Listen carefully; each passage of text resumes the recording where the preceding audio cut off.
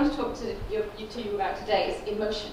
And I am British, so I am profoundly underqualified for anything to do with emotion apart from repressing it, suppressing it, or ignoring it. However, I'm very interested in emotion online because we have various ways of dealing with emotion online. And a lot of people are talking about predicting how emotion is contagious online, how we experience things that happen to us online, and how we express ourselves, how we can manage it online. Now, I'm a psychologist originally before I became interested in technology. And I've been talking to a lot of community managers online about how they manage people who behave badly. People get online and they write things and they are really shitty to other people. And sometimes those shitty things that they do get very contagious and other people do shitty things. Turns out that Anne Padonia and that down person who complains all the time can also set the tone for a place, an online space. So one of the things that we know is that how people behave explicitly really affects how others behave. Tacitly, how we read other people's emotions also can change what we do. If you show someone a smiling face versus a frowning face, they are more likely to take a gamble. They are more likely to gamble money.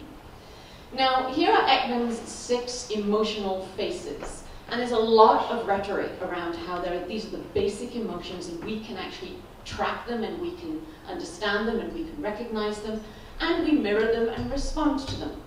There are also other ways that we as humans express ourselves tacitly, and these are through our body changes. Here we have arousal, to high arousal, low arousal. High arousal might lead you to panic, anger, violence.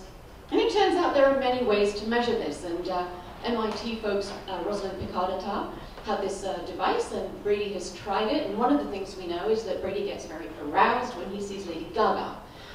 It's not clear what you do with that information, but apparently that's true. This is a brain. If you happen to have a magnetic resonance imaging thing at your hand, at your disposal, you can see that this is rage. However, as Joe Dumate points out in his fantastic book, Picturing Personhood, that isn't not necessarily always a good way to predict what people are going to do.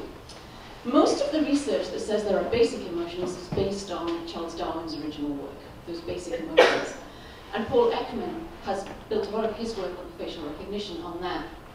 However, despite massive claims in the media, what Ekman and others acknowledge is that babies and animals tend to be fairly regular in those kinds of emotions and the way they express them socially.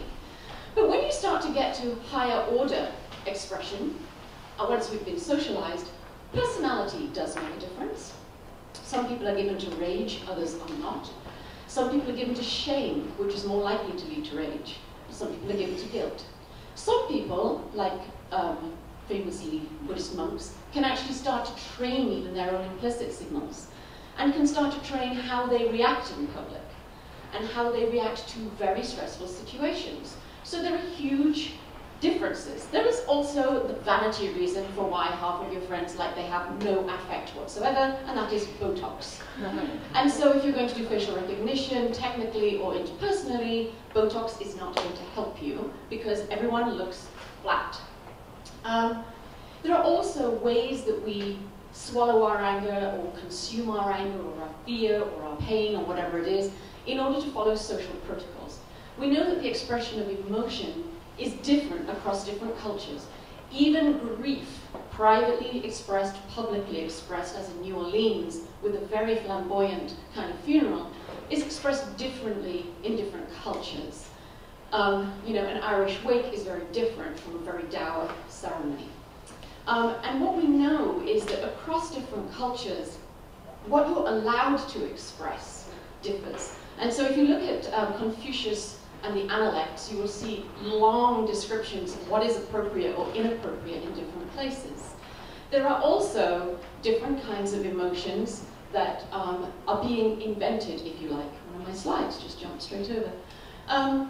So for example, Milan Kundera talks about Litost, which is the most fantastic emotion. Schadenfreude happens to be one of mine because I'm that kind of mean person. But anyway, all I wanted to say in this is that I've been thinking a lot about emotion, its social expression, its personal experience, and its modulation interpersonally, but also what does it mean for us online about how we manage people.